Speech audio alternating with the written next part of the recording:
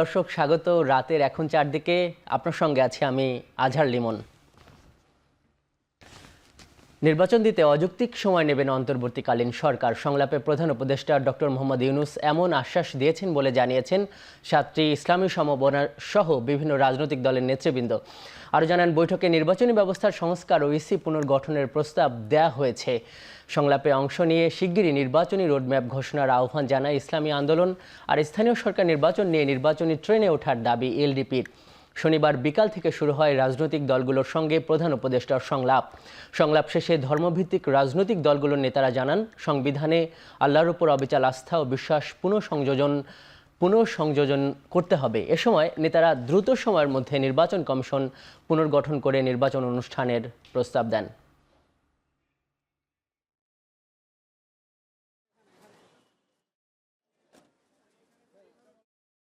সারা দেশব্যাপী সকল ভোটাধিকার প্রয়োগকারীদের যেন প্রতিনিধিত্ব জাতীয় সংসদে নিশ্চিত করা যায়, সেই ধরনের একটি মৌলিক পরিবর্তনের সংস্কারের প্রস্তাবনা আমরা দিয়েছি। এই গণহত্যার সাথে যারা জড়িত, যারা যুক্ত, তাদের সকলকে দ্রুততম সময়ের মধ্যে আমরা বিচারের আওতায় আনবার জন্য মাননীয় প্রধান উপদেষ্টার দৃষ্টি আকর্ষণ করেছি। সংবিধানকে অনেক কাটাছেঁড়া করা হয়েছে, এই জন্য এটাকে বাতিল করে আবার পূর্বে যে সংবিধান ছিল ওই সংবিধানের জন্য ফিরে যাওয়া হয়, সেই জন্য আমরা দাবি জানিয়েছি।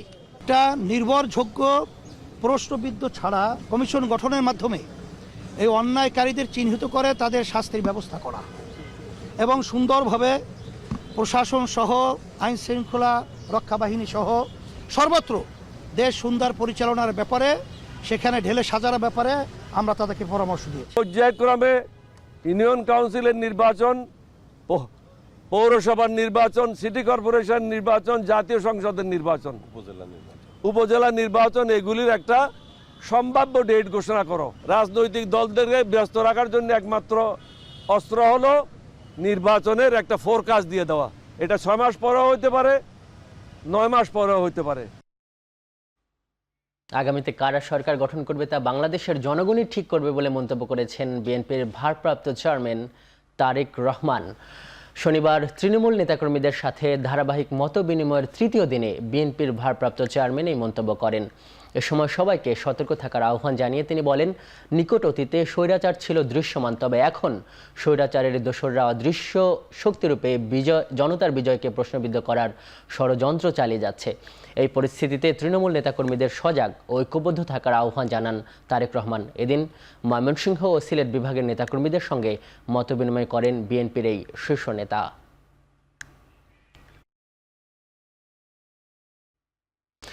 এদিকে বিএনপির মহাসচিব মির্জা ফখরুল ইসলাম আলমগীর বলেছেন, নির্বাচনের পরিবেশ সৃষ্টি করতে দায়িত্ব নিয়েছে অন্তর্বর্তীকালীন সরকার।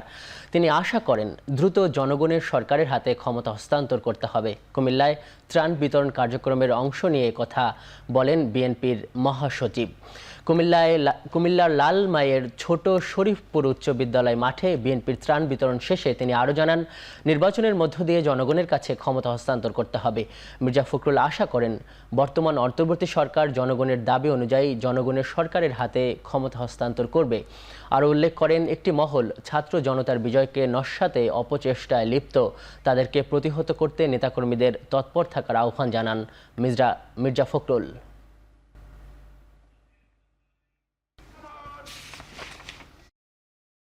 আমরা বন্যা দুর্গত মানুষের পাশে দাঁড়াতে এসেছি, আমরা দাঁড়াবো। আরেকটা কথা আমি বলতে চাই, এই নতুন সরকার মাত্র 20-22 দিন বয়স হয়েছে, একে আমাদের সময় দিতে হবে যে সে যেন একটা সুষ্ঠু নির্বাচন করার মতো পরিবেশ তৈরি করতে পারে, তাই না?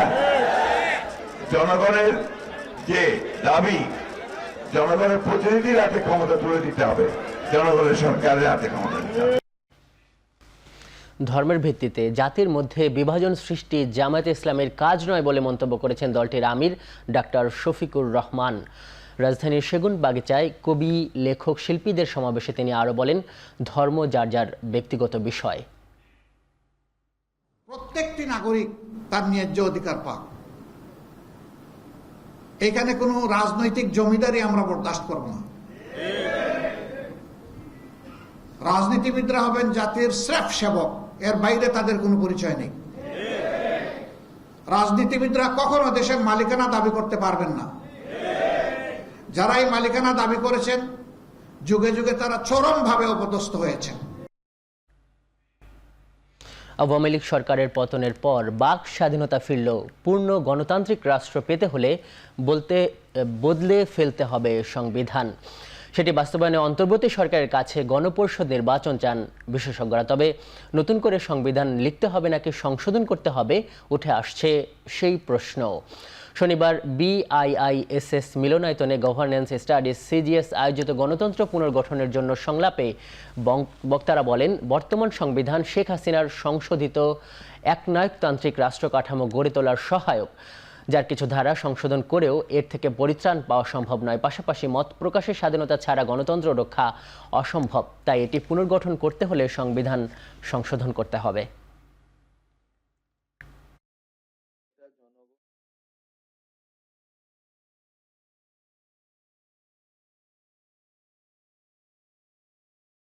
সংশোধন করা হবে নাকি নতুন করে হবে, এখানে আমার ব্যক্তিগত একটা ছোট্ট অভিমত আমি বলে রাখি।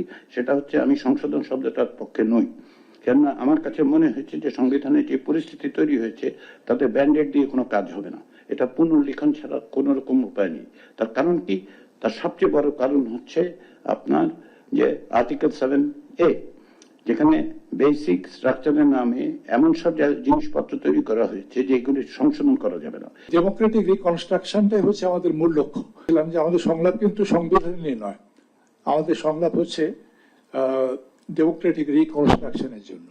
যেখানে আজকে যে মতামতগুলো আসলো, অভিমতগুলো আসলো, সব মতামতই এই ডেমোক্রেটিক রিকনস্ট্রাকশনকে শক্তিশালী করবে।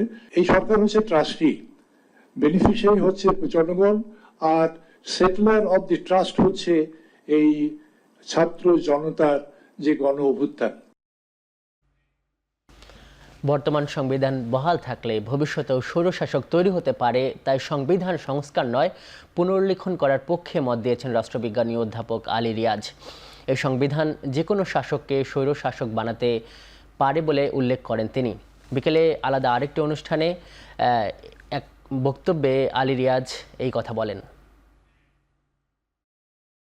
বাংলাদেশের বর্তমান সংবিধানের সংশোধনী করার একটা বড় রকম প্রতিবন্ধক হচ্ছে যে পঞ্চদশ সংশোধনীর মাধ্যমে 1/3 সংবিধানের 1/3কে বলা হচ্ছে যে এগুলো পরিবর্তনের যোগ্য নয় বা এগুলি পরিবর্তন করা যাবে না। এগুলিকে বলা হয়েছে বেসিক স্ট্রাকচার। প্রকৃতপক্ষে এটা বেসিক স্ট্রাকচার নয়। স্বৈরাচার বিরোধী আন্দোলনে কারো অবদান খাটো করা যাবে না বলে মন্তব্য করেছেন বিএনপির সিনিয়র যুগ্ম মহাসচিব অ্যাডভোকেট রুহুল কবির রিজভী। শনিবার সকালে নয়াপল্টনে সাম্প্রতিক আন্দোলনে নিহত সব শিক্ষার্থী, রিকশা চালক ও জনতার আত্মার মাগফিরাত কামনা ও দোয়া মাহফিলে বিএনপির এই নেতা আরও বলেন, আন্দোলনে সারা দেশে বিএনপি ও দলের সহযোগী সংগঠনের নেতাকর্মীরা আত্মাহুতি দিয়েছেন। তাদের অবদান ভুলে গেলে চলবে না। একই সাথে অন্তর্বর্তী সরকারের বিএনপির ধারাবাহিক আন্দোলনের ফসল বলেও মন্তব্য করেন বিএনপির এই সিনিয়র যুগ্ম মহাসচিব।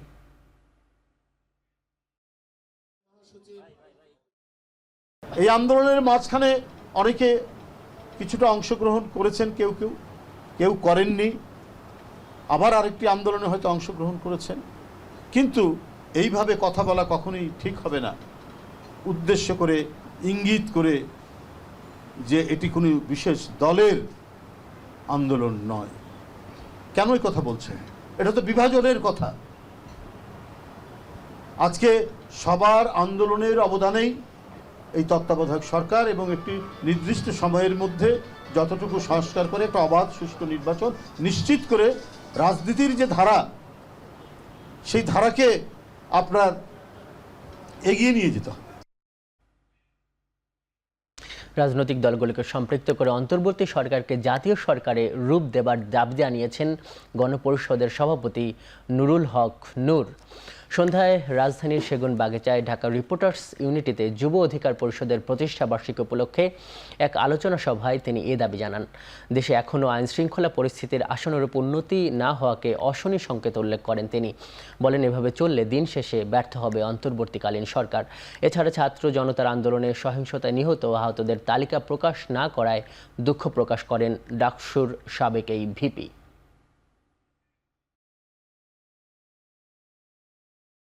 এই সরকারকে যদি স্টেবল করতে হয়, এই সরকারকে যদি ফাংশন করাতে হয়, এবং যে মানুষের যে প্রত্যাশা রাষ্ট্রের মৌলিক সংস্কার, সেটার জন্য এই সরকারকে জাতীয় সরকারের রূপ দিতে হবে। যাদের অ্যাক্টিভিটিস আছে, যাদের ফাংশন আছে, যাদের গণতান্ত্রিক আন্দোলন সংগ্রামে ভূমিকা আছে, তাদের থেকে প্রতিনিধি নিয়ে, এটা 21 আছে, এটাকে 31 করা যেতে পারে আরো 10 জন নিয়ে, এটাকে জাতীয় সরকারের রূপ দিলে তাহলে যদি স্টেবল হয়। নাহলে এই যে রাজনৈতিক দলের সাথে এই যে প্রতিনিধিত্বশীল আপনার অংশের সাথে যে সরকারের একটা সন্দেহ সংশয় তৈরি হচ্ছে, এটা কিন্তু সরকারের জন্য ভালো না। সরকারি কর্মকর্তাদের বিভিন্ন অন্যায় অনিয়ম থেকে সরে এসে দেশের উন্নয়নে কাজ করার আহ্বান জানিয়েছেন অন্তর্বর্তী সরকারের সড়ক পরিবহন ও সেতু বিষয়ক উপদেষ্টা মোহাম্মদ ফাউজুল কবির খান। খুলনা জেলা প্রশাসকের কার্যালয়ে বিদ্যুৎ, জ্বালানি ও খনিজ সম্পদ মন্ত্রণালয়, সড়ক পরিবহন ও সেতু মন্ত্রণালয়, রেলপথ মন্ত্রণালয়ের বিভাগীয় কর্মকর্তা, স্থানীয় নাগরিক সমাজ ও ছাত্র সমন্বয়ক প্রতিনিধিদের সাথে মতবিনিময় করেন এই উপদেষ্টা। তিনি বলেন, স্বাধীনতার পরে এটাই দেশ গড়ার মুখ্য সময়। এ সভায় খুলনা নগরীর বিভিন্ন সমস্যা নিয়েও আলোচনা করেন তিনি।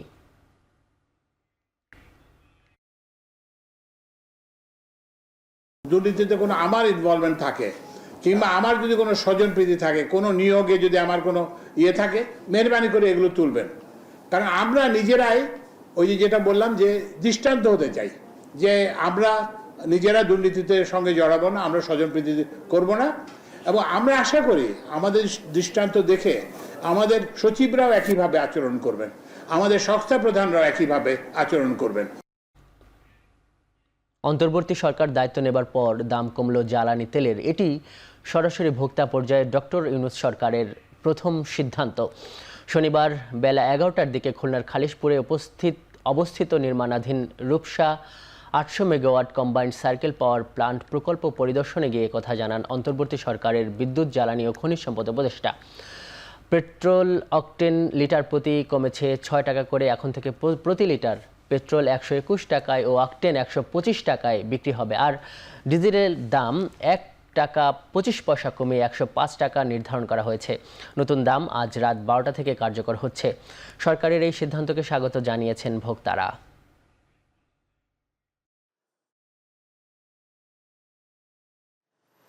ডিজেলের দাম 106 টাকা 75 পয়সা থেকে 105 টাকা 50 পয়সা, মানে 1 টাকা 25 পয়সা পার লিটারে কমাচ্ছে। অকটেনের দাম 131 টাকা থেকে 125 টাকা, মানে 6 টাকা কমাচ্ছে। পেট্রোলের দাম 127 টাকা থেকে 121 টাকা, সেটাও 6 টাকা কমাচ্ছে। তো এখন আমরা কমাচ্ছি, কিন্তু এটা যে আবার বাড়বে না এটা কিন্তু নিশ্চয়তা দিতে পারবো না। বৈদেশিক মুদ্রার যে সংকট আছে সেই সংকটে উত্তরণের জন্য আমরা একটা এনেছি, এটা $3 বিলিয়ন না। তো সেই সহায়তা কর্মসূচির আওতায় আমাদেরকে নিয়মিতভাবে এই জ্বালানি তেলের মূল্য অ্যাডজাস্ট করতে হবে। তৈরি পোশাক মালিকদের সংগঠন বিজিএমইএ এর বর্তমান পর্ষদকে অবৈধ বলেছেন সংগঠনটির সাধারণ সদস্যরা। তাদের দাবি, ভুয়া নির্বাচনের মাধ্যমে বর্তমান কমিটি ক্ষমতায় বসেছে। শনিবার সংবাদ সম্মেলন করে তারা এমন দাবি করেন। বিজিএমইএর সাধারণ সদস্যবৃন্দের ব্যানারে তারা মোট 7টি দাবি জানিয়েছেন। বলেন, বৈষম্য বিরোধী ছাত্র আন্দোলন, ছাত্র জনতা হত্যাকারী, ঢাকা মহানগর উত্তর আওয়ামী লীগের সাধারণ সম্পাদক SM মান্নান কোচির বর্তমান কমিটির সহসভাপতি খন্দকার রফিকুল ইসলামকে বিজিএমইএর সভাপতি নিয়োগ সাধারণ সদস্যরা মানেন না। অবিলম্বে তার নিয়োগ বাতিল ও পরিচালনা পর্ষদকে ভেঙে দিতে হবে। সদস্যদের সঙ্গে আলোচনা করে দলীয় প্রভাবমুক্ত 20 সদস্যের একটি অন্তর্বর্তীকালীন পরিচালনা বোর্ড গঠন করতে হবে। এছাড়া অন্তর্বর্তীকালীন পরিচালনা বোর্ডকে স্বচ্ছ ভোটার তালিকা প্রণয়ন করে অতি দ্রুত একটি সুষ্ঠু নির্বাচনের দাবি তাদের। বলেন, বিজিএমইএর অতীতের সকল দুর্নীতির স্বচ্ছ ও সঠিক তদন্তের জন্য একটি বিচার বিভাগীয় তদন্ত কমিটি গঠন করতে হবে। বিজিএমইএ বিশ্ববিদ্যালয়ের বর্তমান চেয়ারম্যান শফিউল ইসলাম মহিউদ্দিন সহ বর্তমান বোর্ড ভেঙে নতুন বোর্ড করার পাশাপাশি বিগত ছাত্র জনতার আন্দোলনে বিজিএমইএ বিশ্ববিদ্যালয়ের শহীদ মোহাম্মদ সেলিম তালুকদার সহ সকল নিহত ও আহতদের ক্ষতিপূরণ প্রদান করার দাবি জানান তারা। এটা একটা ত্রুটিপূর্ণ নির্বাচন ছিল। এই ত্রুটিপূর্ণ নির্বাচনে যেনারা আসছেন এনারা সবাই অবৈধ। এই ভোটটা আমাদের রিপ্লেস করে আমরা নতুন একটা স্বচ্ছ একটা নির্বাচন করার জন্য ইলেকশন এবং ভোটার তালিকা সব ঠিকঠাক করে রিফর্ম করে আমরা একটা ইলেকশনে যাব। আমরা চাচ্ছি নিরপেক্ষ, আমাদের ট্রেন বডিতে অনেকে আছেন, তাদের নেতৃত্বে 6 মাসের একটা কমিটি হোক। এরপর যে সুষ্ঠু ভোটারটা হোক এবং দুর্নীতির বিরুদ্ধে কিছু সংস্কার হোক। যদি আমার সাধারণ সদস্যরা যে কোনো যোগ্যতায় বিবেচনা ওনাদেরকে আনেন, আমাদের কোনো আপত্তি নেই। এখন চারদিকে নিচ্ছে একটু বিরতি, ফিরছি একটু পরেই।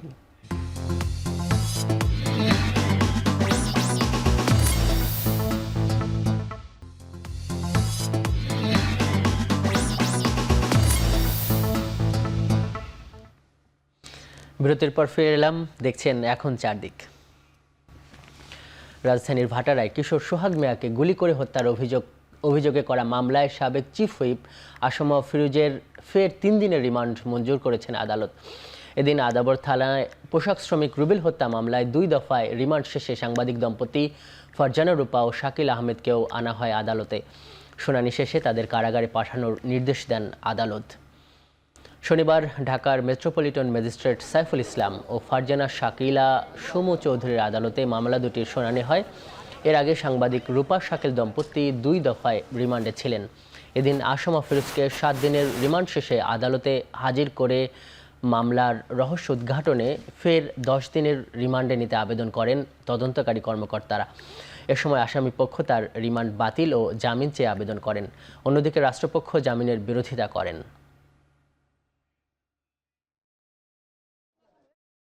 উনি অনেক তথ্য লুকোচুরি করেছে, উনি অনেক তথ্য গোপন করেছে। আজকে 7 দিনের রিমান্ড চেয়ে চাওয়া হয়েছিল বিজ্ঞ আদালতে। বিজ্ঞ আদালত নথি পর্যালোচনা করে সন্তুষ্ট হয়ে তা 3 দিনের রিমান্ডের আবেদন মঞ্জুর করেছেন। এই আসামিকে আগে 7 দিন রিমান্ড দিয়েছিলেন, সেই রিমান্ডে বিন্দু পরিমাণ অগ্রগতি নাই এবং কোন কারণে রিমান্ড চায়, কী জন্য চায়। আমরা প্রসিকিউশনকে জিজ্ঞাসা করেছিলাম যে আপনারা কোন কারণে রিমান্ড চান, কোজন্য চান, বলেন যে তিনি সদুত্তর দেন নাই। তাদের কাছে প্রায় 8 দিন ছিলেন, তারপর আবার রিমান্ড চেয়েছেন। বিজ্ঞ আদালত সন্তুষ্ট হয়ে 3 দিনের রিমান্ড দিয়েছেন। শিক্ষা সংস্কার ছাড়া রাষ্ট্রের উন্নয়ন কোনোভাবে সম্ভব নয় বলে মন্তব্য করেছেন অধ্যাপক সলিমুল্লাহ খান। বিকেলে ঢাকা বিশ্ববিদ্যালয়ে জুলাই গণপরিষদ আয়োজিত গণঅভ্যুত্থান পরবর্তী বাংলাদেশ শিক্ষা নিয়ে কিছু প্রস্তাব শীর্ষক সেমিনারে তিনি একথা বলেন। শিক্ষাকে বিস্তৃত করতে হলে জাতীয় ঐক্য প্রয়োজন বলে মন্তব্য করেন তিনি। বলেন, বিগত বছরগুলোতে প্রাথমিক ও মাধ্যমিক শ্রেণীর পাঠ্যক্রমে সবচেয়ে বেশি অবহেলা করা হয়েছে। শিক্ষকদের বেতন বৈষম্যের কথা উল্লেখ করে বৈষম্যহীন শিক্ষা ব্যবস্থা তৈরি করা এবং শিক্ষায় বিনিয়োগ বাড়ানোর আহ্বান জানান সলিমুল্লাহ খান। সেমিনারে ধারণাপত্র উপস্থাপন করেন লেখক ও গবেষক রাখাল রাহা।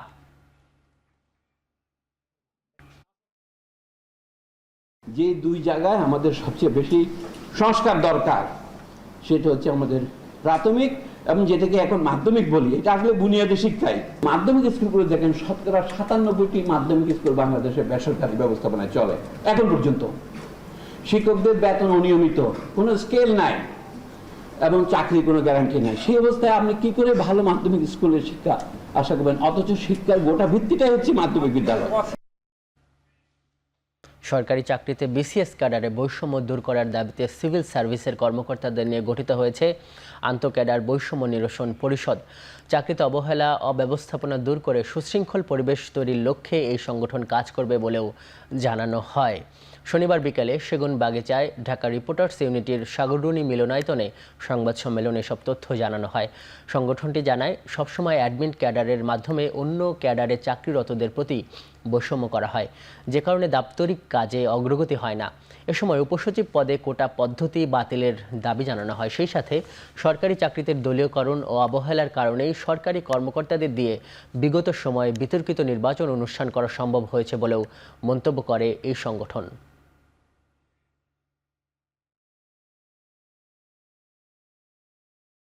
আমরা আজকে যে যাত্রা শুরু করেছি, প্রথম কথা হলো এটা এই রাষ্ট্রের বিরুদ্ধে নয়, সরকারি বিরুদ্ধে নয়, কোনো গোষ্ঠীর বিরুদ্ধে নয়, কোনো কর্নারের বিরুদ্ধে নয়। আমরা এখানে উপস্থিত হয়েছি আমাদের ন্যায্য দাবি আদায়ের লক্ষ্যে।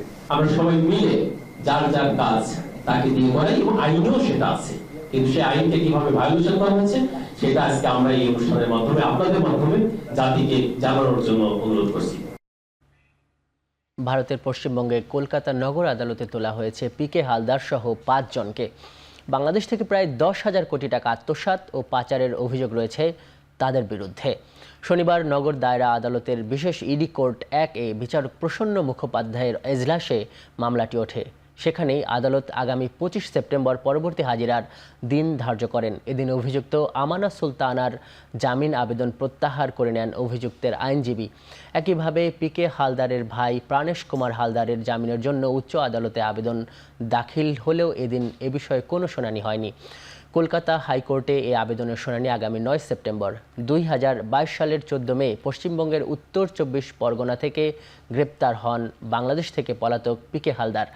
তাকে জিজ্ঞাসাবাদের পর তার ভাই ও ভাগ্নে 2 সহযোগী সহ গ্রেপ্তার হন আরও 5 জন। দুর্নীতি ও অর্থ পাচার সংক্রান্ত ধারায় তাদের বিরুদ্ধে 2023 সালে ডিসেম্বরে অভিযোগপত্র দাখিল হয়। আদালত সূত্রে জানা গেছে, বহুল আলোচিত এই মামলার বিচার প্রক্রিয়া শুরু হবে শিগগিরই।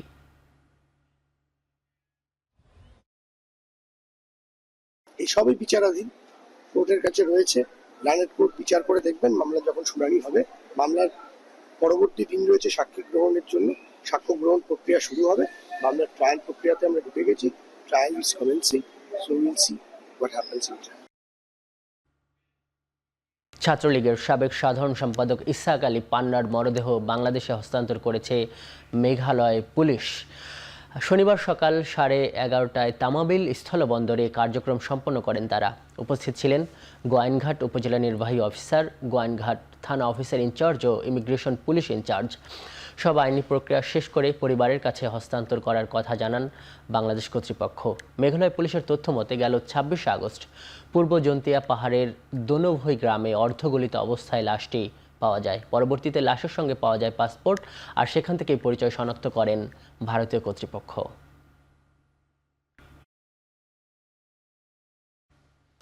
সময়ের সাথে উন্নতি হচ্ছে বন্যা কবলিত জেলার পরিস্থিতি।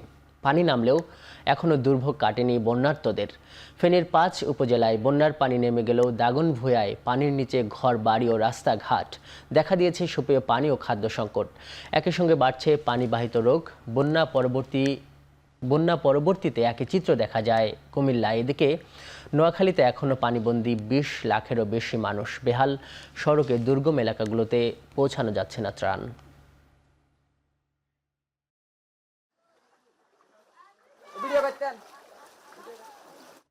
ফেনীতে বন্যা দুর্গত এলাকায় ত্রাণ বিতরণ ও ফ্রি মেডিকেল ক্যাম্প করেছে বাংলাদেশ বিমান বাহিনী। সকালে ফেনীর ছাগলনাইয়া এলাকায় বন্যা পরবর্তী নানা রোগবেলাই দমনে বাংলাদেশ বিমান বাহিনী করছে ফ্রি মেডিকেল ক্যাম্প। এ সময় নারী পুরুষদের নানা উপসর্গ নিয়ে চিকিৎসা সেবা কেন্দ্রে আসতে দেখা যায়। চর্মরোগ নিয়ে চিকিৎসা নিতে আসা রোগীর সংখ্যাই বেশি। এ এলাকায় ত্রাণ বিতরণ করবে বাংলাদেশ বিমান বাহিনী।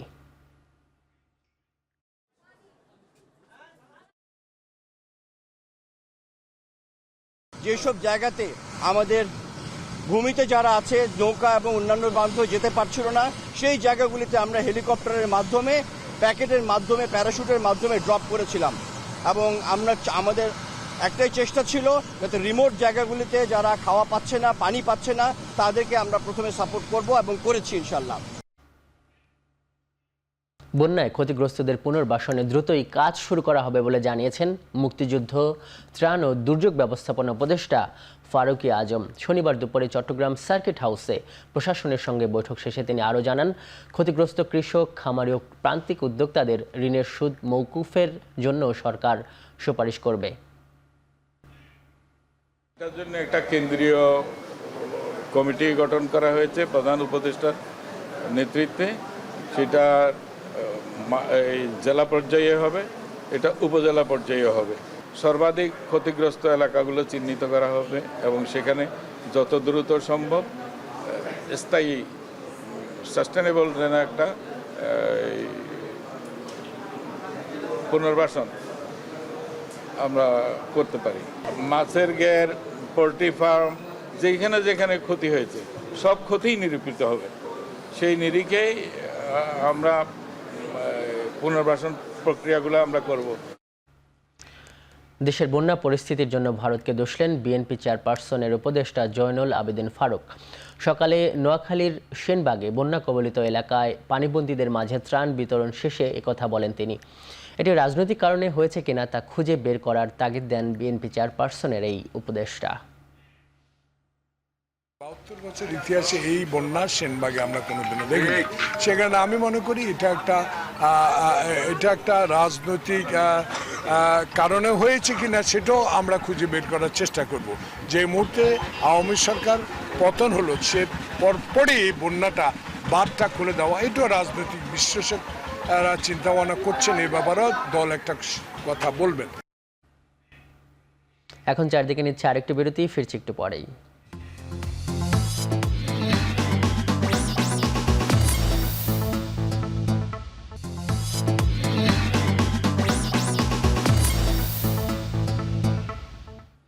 বিরতির পর আবারও ফিরে এলাম, দেখছেন এখন চারদিক।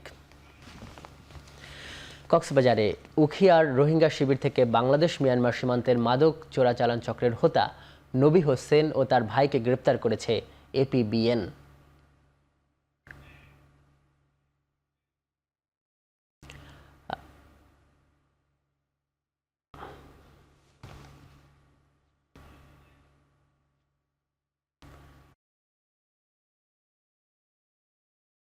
অভিযোগ রয়েছে নবী হোসেনের বিরুদ্ধে এবং এপিবিএন তাকে এই সীমান্ত এই এলাকা থেকে উদ্ধার করে।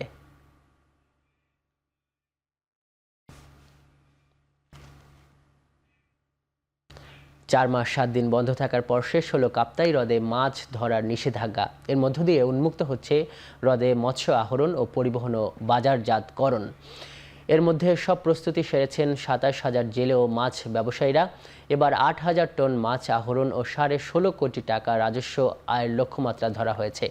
মাছের প্রাকৃতিক প্রজনন মৌসুমে প্রতিবছর 1 মে থেকে 31 জুলাই পর্যন্ত 3 মাস হ্রদে মাছ শিকার বন্ধ থাকে, কিন্তু জলবায়ু পরিবর্তনের কারণে এবার মৌসুমে পর্যাপ্ত বৃষ্টি না হওয়ায় 25 এপ্রিল থেকে 2 দফায় এই নিষেধাজ্ঞা 31 আগস্ট মধ্যরাত পর্যন্ত বাড়ানো হয়।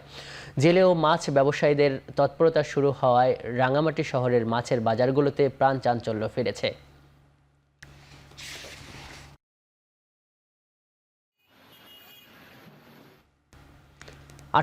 টি গাড়ি নিয়ে মোংলা বন্দরে ভিড়েছে বিদেশি বাণিজ্যিক জাহাজ এমভি মালয়েশিয়া স্টার।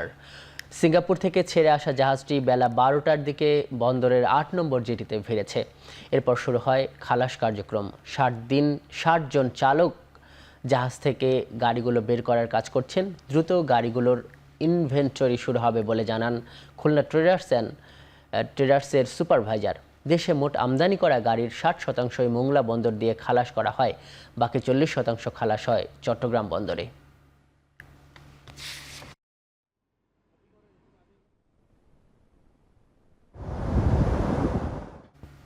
এদিকে জামালপুরে বিএনপির 2 গ্রুপের মধ্যে সংঘর্ষের ঘটনা ঘটেছে। এতে উভয় পক্ষের অন্তত 30 জন আহত হওয়ার খবর পাওয়া গেছে। বিকেলে শহরের দেওয়ানপাড়ায় একটি কমিউনিটি সেন্টারে বিএনপির ভারপ্রাপ্ত চেয়ারম্যান তারেক রহমানের সাথে জেলা বিএনপির নেতাদের ভিডিও কনফারেন্স অনুষ্ঠিত হয়। এ সময় বিএনপির কেন্দ্রীয় নেত্রী ও সংরক্ষিত আসনের সাবেক এমপি নীলুফার চৌধুরী মনি কমিউনিটি সেন্টারে প্রবেশ করতে গেলে হট্টগোল সৃষ্টি হয়। এক পর্যায়ে জেলা বিএনপির সাধারণ সম্পাদক অ্যাডভোকেট শাহ মোহাম্মদ ওয়ারেস আলী মামুনের কর্মী সমর্থকদের সাথে নীলুফার চৌধুরীর কর্মী সমর্থকদের মধ্যে ধাওয়া পাল্টা ধাওয়া ও সংঘর্ষ ঘটে। এ সময় কমিউনিটি সেন্টার, গাড়ি ভাঙচুর ও 5টি মোটরসাইকেলে আগুন দেওয়া হয়। পরে পুলিশ ও সেনাবাহিনী পরিস্থিতি নিয়ন্ত্রণে আনে।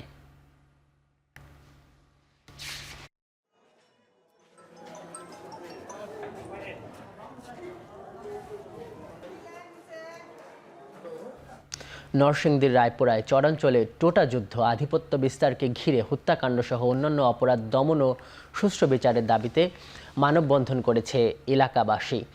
দুপুরে চরের সায়দাবাদ গ্রামে মানববন্ধন অনুষ্ঠিত হয়। স্থানীয় শিক্ষক, শিক্ষার্থী ও নারী পুরুষ সহ অন্তত 300 গ্রামবাসী মানববন্ধনে অংশ নেন। সম্প্রতি রায়পুরায় চরাঞ্চল শ্রীনগর ও সায়দাবাদ এলাকায় আধিপত্য বিস্তারকে ঘিরে ঘটে যাওয়া সংঘর্ষে 6 জন নিহতের পর সরব হয় চরাঞ্চলের সচেতন সমাজ। এর আগে এসব অঞ্চলে টোটার বিস্তর ব্যবহার থাকলেও যুগের পরিবর্তনের সাথে সাথে বেড়েছে আগ্নেয়াস্ত্রের ব্যবহার, ফলে ক্রমেই বাড়ছে মৃত্যুর সংখ্যা।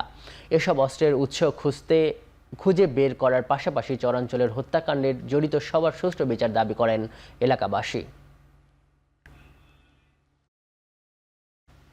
প্রাইম ব্যাংকের এডুকেশন সাপোর্ট প্রোগ্রামের আওতায় আর্থিক সুবিধা বঞ্চিত 234 মেধাবী শিক্ষার্থীকে বৃত্তি প্রদান করেছে প্রাইম ব্যাংক ফাউন্ডেশন। রাজধানীর আর্মি গলফ ক্লাবের অডিটোরিয়ামে 17তম বৃত্তি প্রদান অনুষ্ঠানে আয়োজন করে প্রাইম ব্যাংক ফাউন্ডেশন। এতে উপস্থিত ছিলেন প্রাইম ব্যাংক ফাউন্ডেশনের চেয়ারম্যান আজম জে চৌধুরী, প্রাইম ব্যাংকের চেয়ারম্যান তানজিল চৌধুরী, ব্যাংকের প্রধান নির্বাহী কর্মকর্তা সহ শীর্ষ কর্মকর্তা। 2007 সাল থেকে 64 জেলায় আর্থিক সুবিধা বঞ্চিত মেধাবী শিক্ষার্থীদের উচ্চশিক্ষা নিশ্চিতে বৃত্তি দিয়ে আসছে সংস্থাটি।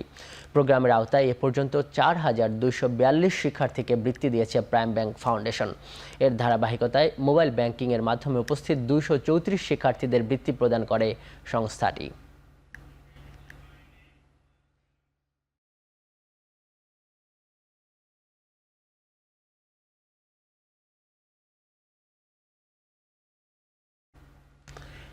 নোয়াখালী সদর উপজেলায় একটি বেসরকারি হাসপাতালের সেপটিক ট্যাঙ্ক বিস্ফোরণের ঘটনায় অন্তত 10 জন অগ্নিদগ্ধ হয়েছেন। রাত 10টার দিকে মাইজদি হাসপাতাল সড়কের আদর হাসপাতালে ঘটনা ঘটে। প্রত্যক্ষদর্শীরা জানান, বিকট শব্দে হাসপাতালের গ্রাউন্ড ফ্লোরে থাকা ফার্মেসি ধসে পড়ে। এ সময় সেখানে থাকা 3 জন গুরুতর আহত হয়। সড়কে থাকা আরও 7 জনের শরীরে আঘাত লাগে। পরে ফায়ার সার্ভিস এসে উদ্ধার কাজ শুরু করে। গুরুতর 3 জনকে ঢাকা মেডিকেল কলেজ হাসপাতালে পাঠানো হয়েছে।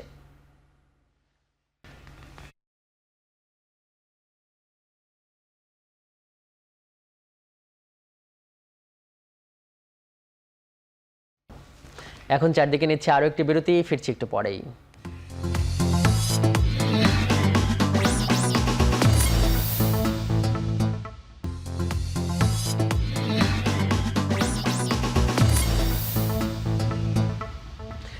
বিরতি শেষে আবারও স্বাগত। আপনি দেখছেন এখন চারদিক। টাইফুন শানশানের আঘাতে জাপানে প্রাণহানি বেড়ে দাঁড়িয়েছে 6 জনে। বর্তমানে টাইফুন থেকে গ্রীষ্মমণ্ডলীয় ঝড়ে পরিণত হয়েছে শানশান। দশকের মধ্যে সবচেয়ে শক্তিশালী টাইফুনটি আঘাত হানার সময় গতিবেগ ছিল ঘন্টায় 108 কিলোমিটার। বর্তমানে টাইফুনটি এগোচ্ছে টোকিওর দিকে। ক্ষয়ক্ষতি এড়াতে রাজধানী থেকে 10,000-এর বেশি মানুষকে নিরাপদ আশ্রয়ে সরে যাওয়ার নির্দেশ দিয়েছে প্রশাসন।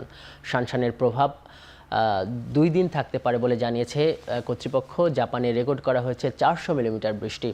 রোববার নাগাদ আরও 150 থেকে 300 মিলিমিটার বৃষ্টির পূর্বাভাস দিয়েছে আবহাওয়া দপ্তর। বন্যার সংখ্যায় টোকিওর 3টি নদীতে জারি করা হয়েছে লেভেল 4 সতর্কতা। বৈরী আবহাওয়ার কারণে বাতিল করা হয়েছে অসংখ্য ফ্লাইট।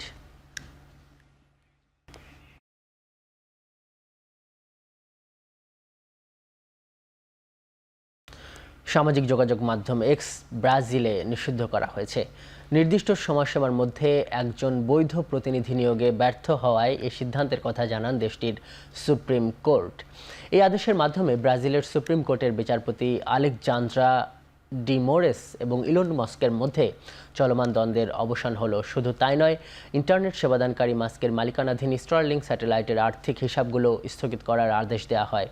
দেশের অন্যান্য আদালতে এক্সের মামলাগুলো নিষ্পত্তি না হওয়া পর্যন্ত ব্রাজিলে এটির ব্যবহার সম্পূর্ণ নিষিদ্ধ থাকবে। এছাড়া এক্সকে প্রায় 33 লাখ মার্কিন ডলার জরিমানা করা হয়। চলতি বছরের শুরুতে বিকৃত সংবাদ ও ঘৃণা ছড়ানোর অভিযোগ এনে এক্সের বিরুদ্ধে কিছু অ্যাকাউন্ট বন্ধের নির্দেশ দিয়েছিল ব্রাজিল, তবে তা প্রত্যাখ্যান করেন মাস্ক।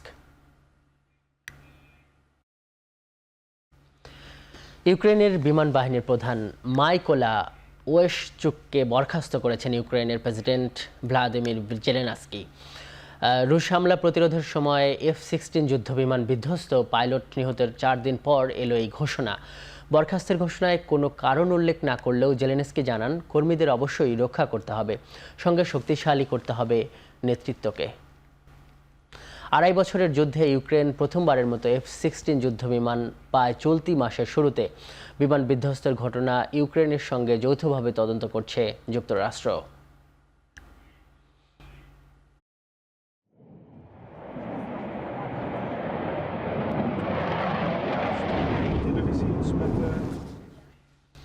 ব্রাজিলের উপকূলীয় শহর রেসিফিতে একটি গির্জার ছাদ ধসে 2 জনের মৃত্যু হয়েছে। আহত হয়েছেন আরও প্রায় 17 জন। ধ্বংসস্তূপের নিচে কেউ চাপা পড়ে আছে কিনা তা খুঁজে দেখতে কাজ করে যাচ্ছে উদ্ধারকারী দল। পার্নাম্বুকো রাজ্যের ভাইস গভর্নর জানান, তার ধারণা ধ্বংসস্তূপের নিচে হতাহত আর কেউ নেই। আটকে পড়া লোকদের তাৎক্ষণিকভাবে সেখান থেকে উদ্ধার করা হয়।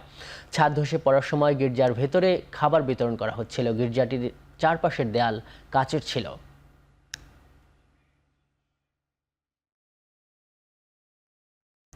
দিনভর ব্ল্যাকআউটের পর বিদ্যুৎ ফিরতে শুরু করেছে ভেনেজুয়েলায়।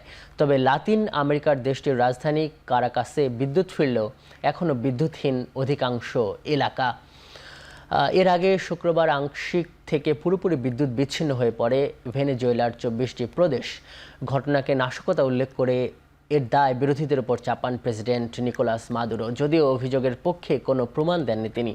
তথ্য যোগাযোগ বিষয়ক মন্ত্রণালয় থেকে জানানো হয়, ভেনেজুয়েলার সবচেয়ে বড় জলবিদ্যুৎ প্রকল্পে হামলার পরপরই দেশ জুড়ে দেখা যায় ব্ল্যাকআউট। গেল 28 জুলাই প্রেসিডেন্ট নির্বাচনে জয়ের পর অস্বস্তিতে মাদুরো।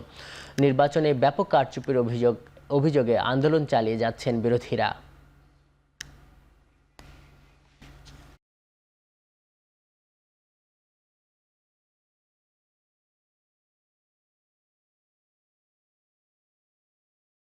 দ্রুতই পূর্বাচল স্টেডিয়ামকে খেলার উপযোগী করতে চায় বিসিবি। শনিবার ভেন্যু পরিদর্শনে গিয়ে জানালেন বিসিবি সভাপতি ফারুক আহমেদ। আর মাঠ যে নৌকার দলে হচ্ছে না সেটাও নিশ্চিত করলেন বিসিবির শীর্ষকর্তা। আরও জানালেন, সংস্কারের দায়িত্ব নেওয়া হবে পূর্বের কনসালটেন্সি প্রতিষ্ঠানকে। বিসিবির বোর্ড সভাপতির দায়িত্ব নেওয়ার 11 দিনের মাথায় পরিচালকদের সঙ্গে নিয়ে পূর্বাচল মাঠ পরিদর্শন করেন ফারুক আহমেদ। স্টেডিয়াম ঘুরে দেখার পর তিনি জানান, আপাতত মাঠটি খেলার উপযোগী করতে চায় বিসিবি এবং পর্যাপ্ত সুযোগ সুবিধা নিশ্চিত করা সাপেক্ষে ঘরোয়া লিগের সর্বোচ্চ পর্যায়ের ম্যাচও আয়োজন করার ব্যাপারে আশাবাদী বোর্ড সভাপতি। এর মধ্যে ভেন্যুটির দরপত্র প্রক্রিয়া বাতিল করা হলেও পূর্বাচল মাঠ খেলার উপযোগী করার দায়িত্ব নতুন কাউকে দেওয়ার পরিকল্পনা নেই বিসিবির। নৌকার আদলে স্টেডিয়াম তৈরির পূর্ব পরিকল্পনা থেকেও সরে এসেছে বিসিবি।